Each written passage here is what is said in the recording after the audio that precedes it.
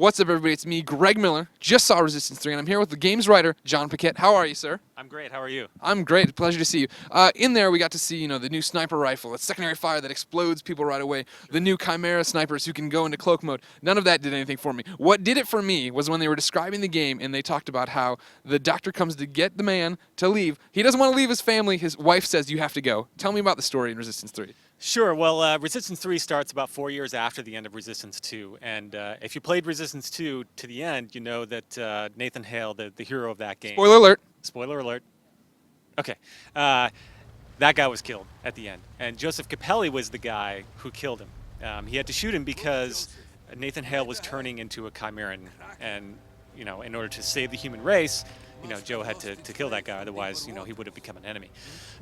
So Joe was then dishonorably discharged from the military because he killed the nation's hero, obviously, and he went off and decided to hang up his guns, stop fighting the Chimera, because at that point the Chimera had taken over the world, and about 90% of the human population was dead, and the remaining 10%, they just try to survive. And so Joe finds a woman, he falls in love, they have a child, and so now he's got a family, and they're living underground, hiding from the Chimera. And for the past 4 years, they've been doing okay. They've been eking out an existence.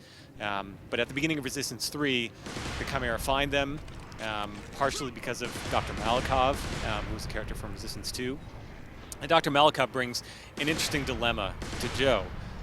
He says, essentially, the Chimera are cooling the planet, because, as you remember from Resistance 1 and 2, they wear these heat packs because their metabolism is really high, and they need to make it habitable for them. They're terraforming it, right? They're trying to turn it into their home planet. Exactly. So part of that is cooling the planet down to a temperature where they don't have to wear the heat packs anymore. But cooling down the planet to that temperature is going to kill all the humans. So Dr. Malikov estimates that there's about 6 months or so left for them to survive. And so Joe has a choice. Does he stay and watch his family die, or does he go to New York and possibly take down the Chimera, take down this tower that they're using to cool the planet? So of course it's a video game. You want to take the journey. So But at first he doesn't want to, right? Like he doesn't want to. No, of course he doesn't want to. Any father would not want to leave their family, of course.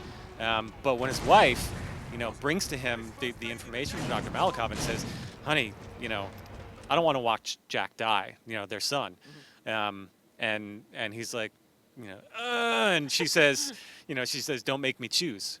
And so Joe has to make the choice. And he says, "All right, I'll do my best." And he goes to New York, and he's got to do his best. And that's where the game is. I thought it was interesting when you guys described the title in there. You're talking about how it's a buddy film almost of these guys traveling from Oklahoma to New York to hopefully save the planet. Yeah, it's not a Bing Crosby, Bob Hope buddy film, but it is kind of a story of these two guys that are going on this journey.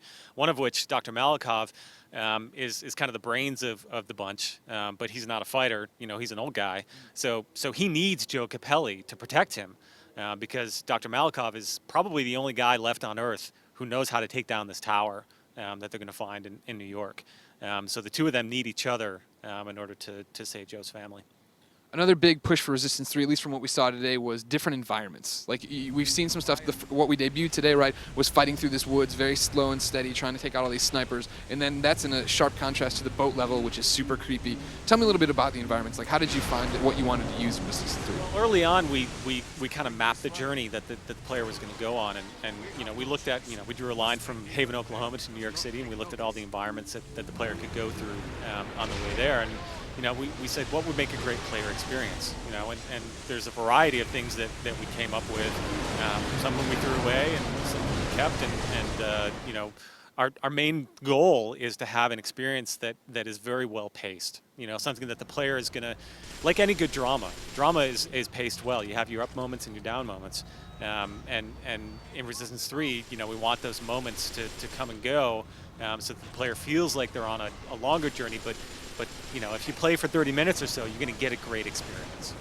When does this great experience begin? When can people get their hands on Resistance 3? It's released in North America on September 6th.